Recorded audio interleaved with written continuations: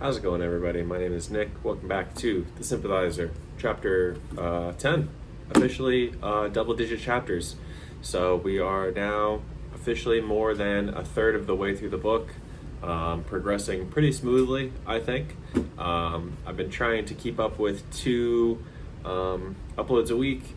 So far, it's been pretty much there. But yeah, thanks for sticking around for 10 episodes. If this is your first one, go check out the playlist with all of the other previous chapters posted on my profile.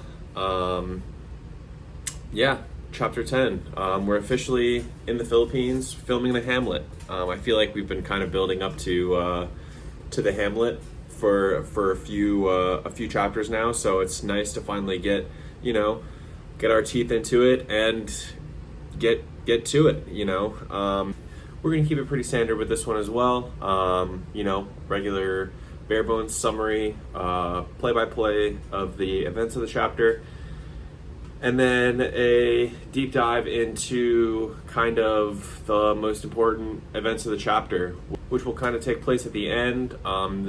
This episode, we're going to be doing the torture scene at the end, so prepare yourselves for that. But yeah, here we go. A super bare bones summary of the events of chapter 10.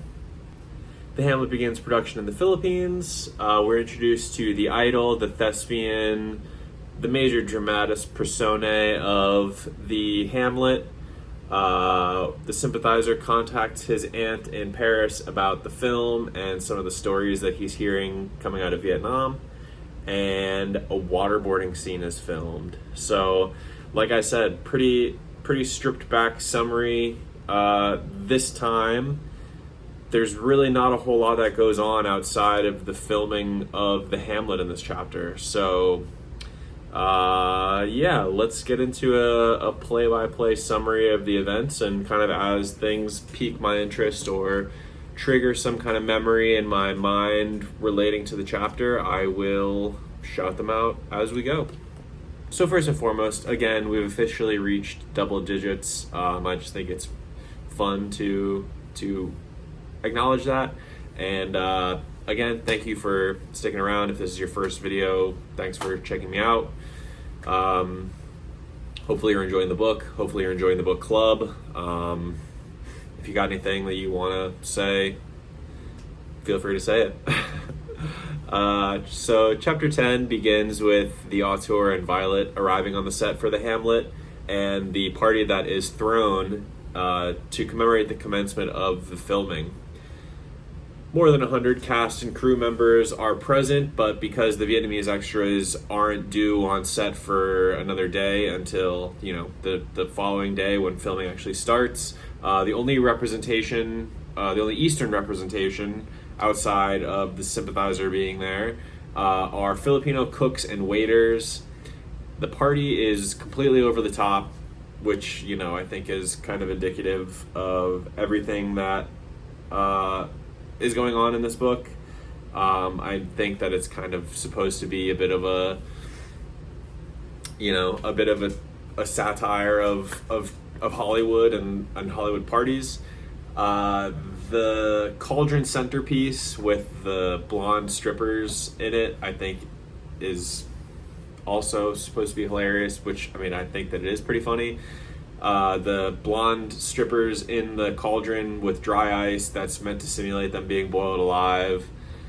It's just supposed to be kind of, shake your head ridiculous, I think. The Sympathizer says that he's excited to hear some of the stories that come out of this, the locals spinning the yarn of the crazy Westerners that came to the Philippines and pretended to boil women alive for their enjoyment. I think that's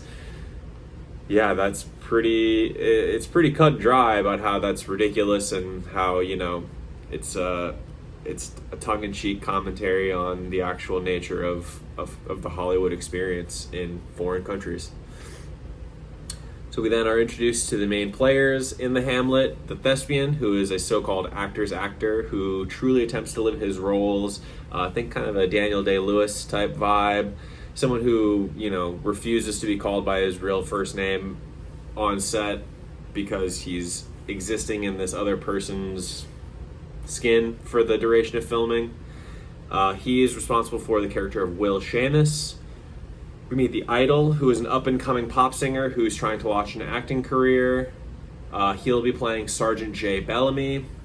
We meet the scion of a venerable Filipino acting family who is trying to kickstart a English language acting career. He's playing the role of Danny Boy, who is one of the characters that the auteur adds to the script following the Sympathizer's meeting with him.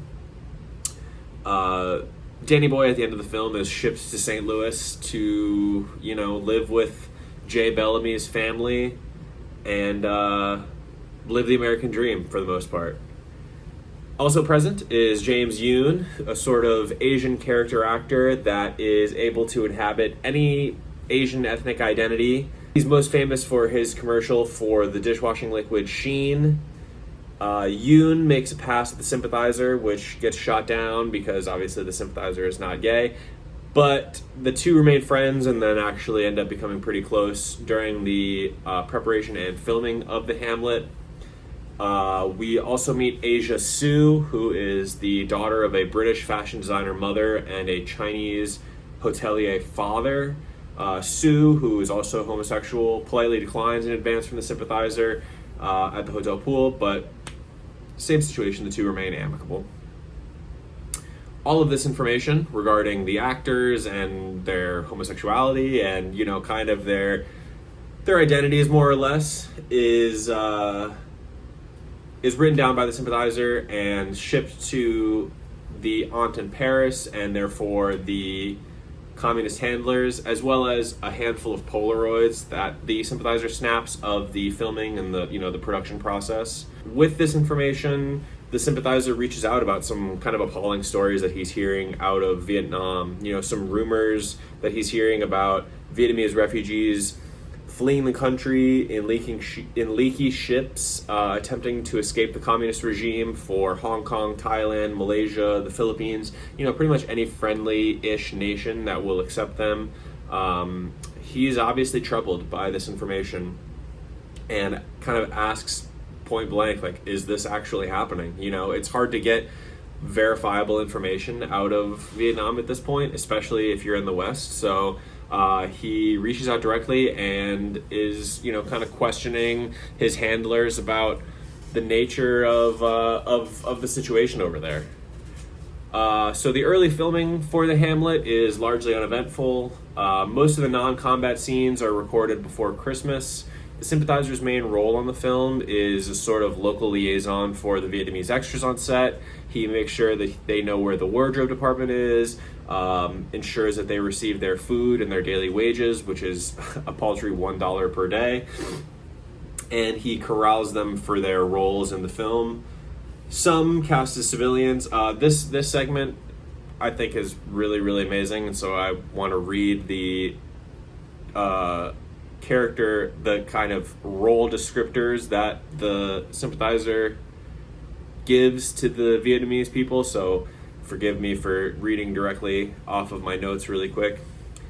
Some were cast as civilians, who he refers to as possibly innocent, but also possibly Viet Cong, and therefore possibly going to be killed for either being innocent or being Viet Cong. Most were cast as soldiers in the Republican Army, possibly friend, but also possibly enemy, and therefore possibly going to be killed for being either a friend or an enemy. He says that the hardest task was recruiting soldiers for the NVA, the role that the former Republicans were not really excited to inhabit. He refers to them as possibly freedom-loving nationalists, but also possibly hateful red communists, but really who cares, so kill him or her anyway. I think that this kind of depersonalization of the Vietnamese people from the Sympathizer is not necessarily him doing this, but it's him kind of acknowledging and publishing the sort of depersonalization of the Vietnamese extras from the perspective of the filmmakers. I think it's kind of important to understand the way that these people are treated by the filmmakers, because it's a social commentary, right? It's kind of a commentary on the way that Hollywood is able to just roll into a country. And I mean, honestly, it's not even in the country that it's portraying, because it's in the Philippines, you know. It's not even really in Vietnam, but still they're able to pick up Vietnamese extras and do with them what they please because they have the financial ability to do so. And you know, I think that that's kind of an important conversation to have about the Hollywood kind of machine, more so now than ever. You know, with the advent of the cinematic universe and the lack of kind of authentic and important stories being told on a global scale. You know, the kind of movies that are made these days is much different from the kind of movies that probably should be being made, you know, with real artists telling stories that are impactful, you know, and yet we get, you know, another Doctor Doom movie or whatever it is. So yeah, I think that this kind of segment is important to see the, you know, it's brought back up in order to showcase the kind of steamrolling of Vietnamese cultural identity that the Hollywood machine is kind of perpetrating on these people at this time, and has done in the past, and unfortunately will continue to do so in the future. So because a lot of the Vietnamese people did not want to play NVA, obviously, because they were refugees who were fleeing the Communist Party, so they were not really excited to become Viet Cong. The hurdle is gotten over through monetary compensation. Their wages are doubled by Violet, which, you know, is still $2 per day as opposed to $1 per day, which is remarkably generous on the part of Violet. That's sarcasm, of course. Another one of the main sticking points for the extras is the rape of Mai, who is a character that's played by Asia Sue. She's another character that's added after the auteur's meeting with the Sympathizer. She, like I said, she gets raped, unfortunately, in the film by some of King Kong's men, and that is kind of something that the Vietnamese soldiers did not really want to do. But they go through with it anyway, and it's a sticking point between the auteur and the Sympathizer as well. You know, he confronts him about the necessity of having the rape scene in the movie, and the auteur says, you know, this is my movie, I'm going to do what I want to. And it escalates to kind of a verbal altercation in which the Sympathizer invites the auteur to perform fellatio on him, and the auteur threatens to kill the Sympathizer by scooping his eyes out and feeding them to him. So pretty dark stuff from the auteur, you know, insisting on this rape scene being filmed and then threatening to kill someone for, you know, questioning the necessity of a rape scene. I think it's a really, really bad look for the auteur, and you know, I think it's just supposed to kind of represent a lot of the stuff that we've been talking about. You know, the depersonalization of the Vietnamese people. You know, a kind of power commentary that the auteur is trying to make. He's trying to make a point about war, or he's trying to make some kind of point, and he thinks that the rape scene is like the home run, you know, the ace in the hole for making that point. But in reality, it's, you know, it's in poor taste, I think. And the Sympathizer kind of sticks up for Asia Sue in this case, and he gets threatened with physical harm once again by the auteur. So I think it's probably best if the auteur and the Sympathizer don't really talk anymore, because it seems like every time they do, the auteur threatens to kill the Sympathizer. The climax of the chapter is the torture of James Yoon, which we'll be going through kind of line by line in our deep dive today. I think that there's a lot of good stuff about the Sympathizer's history with Claude in this segment. I think that there's a lot of good stuff about just the Sympathizer's history in general in this segment. So that will be the source of the deep dive today. And yeah, let's get into it. So the scene begins with the auteur kind of speaking to the group of Vietnamese extras through the Sympathizer. This is before filming on the scene begins, but it's after the rape scene is filmed. So it's the four Viet Cong soldier extras that were responsible for the rape prior to this. They're also responsible for James Yoon's torture. His character's name is Bin, also called Benny, referred to affectionately as Benny. So we'll be calling him Benny throughout this segment. The soldiers were chosen because of their distinct physical characteristics, as well as the particular ferocity that they show during the filming of previous scenes. So the auteur kind of handpicks them to perpetrate these really, really horrible, heinous acts, the torture as well as the rape. The group is told through the Sympathizer to, really dig into this guy. He's a bad guy, and you're going to be torturing him, so really make it believable for the most part.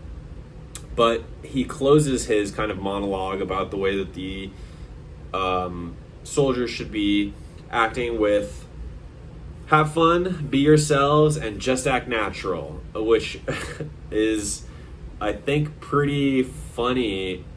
It's another one of those if you don't laugh you're gonna cry type moments, because this guy is imploring these extras to more or less like authentically torture this guy, really get into this guy and make it seem like you're actually torturing him. But at the end of the day, have a good time, enjoy yourselves. The group is obviously confused about the last bit of direction, like have fun while torturing this guy.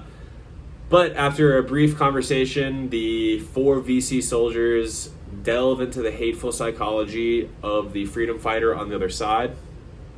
Prior to his capture, Benny is on patrol with the only black soldier in his group, Pete Attucks, who traces his lineage back to the original black martyr, Crispus Attucks, who is slain by the British Redcoats at the outset of the Revolutionary War.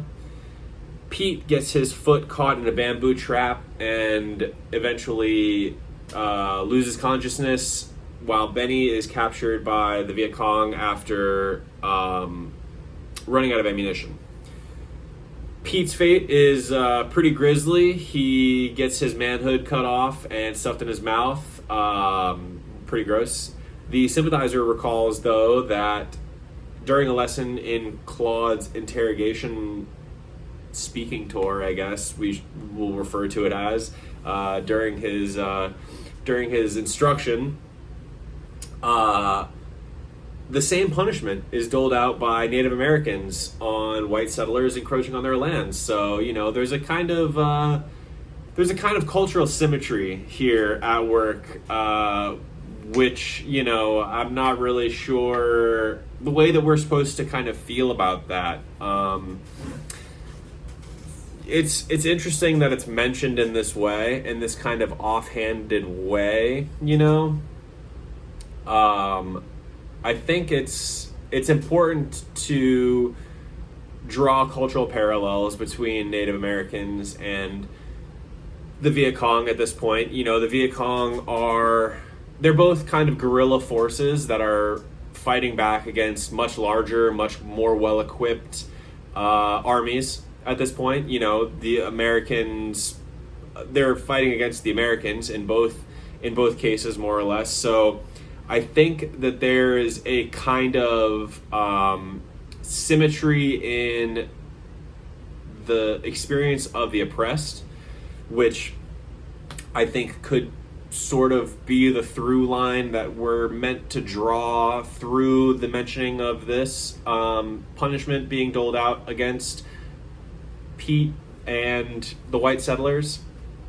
It's a language of the oppressed that, the two peoples are speaking at the same time across, hundreds of thousands of miles of earth. So it's it's a nice cultural symmetry, as Claude says. Benny is waterboarded by the Viet Cong, and the Sympathizer falls into a reverie about the difficulty of torture. He recalls many a torturer experiencing some sort of physical injury in the line of duty. The intense demands that torturing puts on the torturer, both physical and mental. He comments on how people are breaking hands and feet, and they're pulling muscles, and they're going hoarse, and they're having all of these difficulties. The way that he kind of frames it, though, is the necessity of torture, and therefore the inherent risk in torturing. I think this is also an interesting commentary on the power dynamic of torture, right? I mean, the Sympathizer, we learn later on, effectively learned how to torture from Claude, so he's got a very American perspective when it comes to torturing. And yeah, I mean, I think it's just an important thing to kind of learn about the Sympathizer. He's got this background, this history, this skill set that he has put into practice before, and so to see it kind of in this controlled, more or less safe environment, it forces him to kind of deal with a lot of the things that he is feeling about the things that he did, and about the decisions that he's made, and the people that he's hurt through his career, and the people that he wasn't able to save through his career as well, because he thinks back about the communist agent once again at this segment. So one night at the hotel bar, James Yoon kind of goes through all of his fates that he's experienced during his film career. They're pretty good. He is beaten with brass knuckles, knifed, shot, strangled, hanged, thrown off a skyscraper, thrown out of the window of a Zeppelin, stuffed in a bag of laundry and thrown in the Hudson River, and disemboweled by a squad of Japanese. He's got a pretty exhaustive list of killers as well. Frank Sinatra on there, a couple of other guys, but Frank Sinatra is the one that really sticks in my mind. He knows that this scene, though, this torturous death scene, is his best chance at winning an Oscar for Best Supporting Actor. So he mentions to the Sympathizer that all he wanted was a second or two of screen time, and that this time it's going to take forever to kill him. So I think that he's also kind of, relishing this opportunity to be tortured on camera, which is really, really crazy. James Yoon is an actor, obviously, and he's kind of exploring this side of the world through this kind of guarded lens. It's a much safer situation than a real torture, obviously. So yeah, I think that he's kind of got a different perspective on the torture process than the Sympathizer does. Yeah, it's just important that these two characters are being kind of juxtaposed at this point. James Yoon, who is kind of looking to be tortured, and then the Sympathizer, who has tortured and is kind of disgusted with himself about the things that he's done and the lives that he's taken. Yoon crushes the first take, weeps, shrieks, vomits all over himself, showcasing the depths of his chops and the horror of the torture that he's experiencing. After the third of 6 takes, the auteur breaks for lunch, and Yoon decides resolutely to stay strapped to the torture device. The conversation that the sympathizer and Yoon have regarding the torture experience reminds the sympathizer of the course on interrogation that Claude provided to the secret police of the special branch during the war. Claude remarks that interrogation is not a punishment, but a science. He says that brute force will get you bad answers, lies, misdirection, or the answers that the prisoners want you to hear. So I think that this really is the most important part of the whole setup. You know, we're getting kind of to we get a lot of the circle of information, and then this, I think, is the very, very center of the circle. You know, the sympathizer reconciling the life that he's led before this point that gets him here, you know. Claude and the sympathizer converse on the scientific elements of interrogation and the fact that interrogation is about the mind before the body. Thanks to lab-tested research by the best scientists in the world, American scientists, Claude can confidently say that interrogation is about the breaking of the human mind instead of the human body. So yeah, that I think is important, because James Yoon here is leaning way more heavily into the breaking of the human body aspect of the torture. I think that this is kind of a commentary on the Hollywood representation of torture, the Hollywood representation of life in general. You know, obviously it's larger than life, so they have to kind of lean into the grisly nature of torture, the kind of gross, you know, body horror element of it, where in reality torture is way quieter. You know, obviously torture of this sort is you know, pretty egregious, but real torture, scientifically backed torture, is a lot different than the torture that they're filming for the film. Filming continues, and the sympathizer is once again reminded of the communist agent that he was unable to save. So even with all of this distance between them, the time dilation between the events, the sympathizer is still brought back to the failure. You know, his conscience still brings him back to that failure. So it's incredibly important to understand how broken up about all the things that he's done in his life the sympathizer still is. Following the torture, the 4 VC take a smoke break before they kill Benny, but this is so ridiculous. But he's able to bite off his own tongue and choke to death on the ensuing cascade of fake blood. I mean, what the hell, bro? Like, it's so nuts. It's so insane, you know?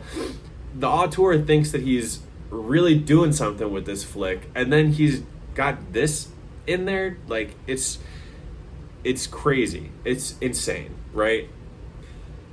His brains are dashed out on the ground by a shovel, and Benny dies with a look of either ecstatic pain or painful ecstasy. Despite all the punishment inscribed on him, he had never uttered a word, or at least an intelligent one.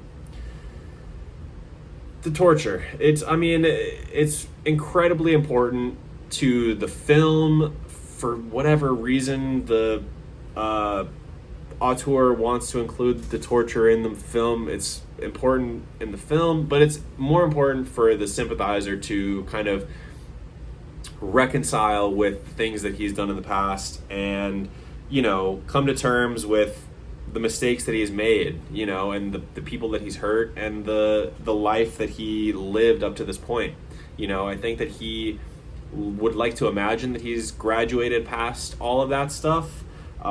He's, you know, an American now. He's living a different life than a wartime army captain in the secret police, you know? So he's just got a different set of problems that he's dealing with on a daily basis. Torture is not really on his list of to-dos very often, you know? So I think that it's important that he's kind of thrust back into this situation in order to have the distance between then and now to kind of show him that he is changed, you know, that he has become a different person in that time, as much as he would like to believe that he is still the same old guy. he keeps being reminded of the torture lesson from Claude, the communist agent that he failed to save, and other aspects of his previous life that are kind of dragged to the surface by the filming of the scene. And I know I've said it before, and I know that this is like the fifth or sixth time that I've harped on this point, but the Hamlet storyline to me is important because of the fact that things keep getting dragged back to light for him. You know, they keep putting aspects of his former life in front of him and forcing him to, you know, deal with those issues, you know, deal with those facts. You know, they are being forced on him, put in front of him as well, when he's kind of away from a lot of his support system. You know, he's away from Claude, he's away from Bone, he's away from the General, he's away from all these people that are able to help him justify these actions to himself. And so now he's kind of experiencing all this stuff where he's on his own, you know, so he's left to kind of deal with a lot of these feelings that he has and a lot of these experiences by himself, and therefore, you know, come to his own conclusions and feel his own feelings without other people telling him the way that he should feel, you know. So I think that's also incredibly important to understand about the torture scene and all the refugees that he's dealing with. The whole Hamlet sequence in general, I think, is important to get him out of his comfort zone and force him to kind of deal with his past in a way that he's not been forced to deal with it up to this point, you know, because every time that he's gone somewhere, he's had Bone, he's had the General, he's had Claude, he's had all these people around him to kind of help him figure out the way that he should feel, regardless of the way he actually does feel. You know, he's able to tell himself what he thinks he should be feeling and kind of supersede a lot of those instinctual emotions through the direction of all of these other people in his life. You know, when they're killing the Major, Bone tells him, you know, this is a war, like, we got to do this kind of stuff. When the General kind of says the same thing, Claude says the same thing, you know, so he's always being told what he should think and what he should feel. And so when you pull him out of that network of support and that group of people who feels that way, he's kind of forced to reconcile with a lot of these emotions on his own, and grow because of it. You know, I think that the Hamlet sequence, by the end of it, he's not going to be the same type of person that he was when he first started, which I think is great. And I think it's important for his growth as a character and the progression of the story. So that's it for the torture scene. And that's actually it for chapter 10. Chapter 10 in the books. So good. So good. I actually read this chapter while I was on a bit of a vacation. So it was pretty nuts to be relaxing and also reading a scene of graphic torture take place. Not really the way that you expect your vacation to go, but you know what? It's good. It was good. And I enjoyed it. You know, I enjoyed the chapter. I don't know what that says about me, but I thought the chapter was great. Probably one of the better ones of the book so far, just because of how much we get of the Sympathizer looking back and dealing with a lot of his personal baggage relating to a lot of the stuff that he's looking at in front of him during the sequence. Let me know what you thought about this chapter. Let me know if I missed anything. Like I said, we're only in one place. We're in the Philippines filming the Hamlet, so I could have glanced over some stuff. There's a lot of really great stuff about all the actors and all that stuff that I kind of glazed over just because I thought that the torture scene was so important. So go back and read that. A lot of really good stuff there. I probably will go back and read that just because of how good it is. Thank you so much for sticking around until the end. Thank you so much for sticking around for 10 chapters. That's crazy. I'm glad that we're here together experiencing this. Let me know what you thought about the chapter. Let me know what you thought about anything that I missed. Thank you so much for watching, and I look forward to seeing you on the next one.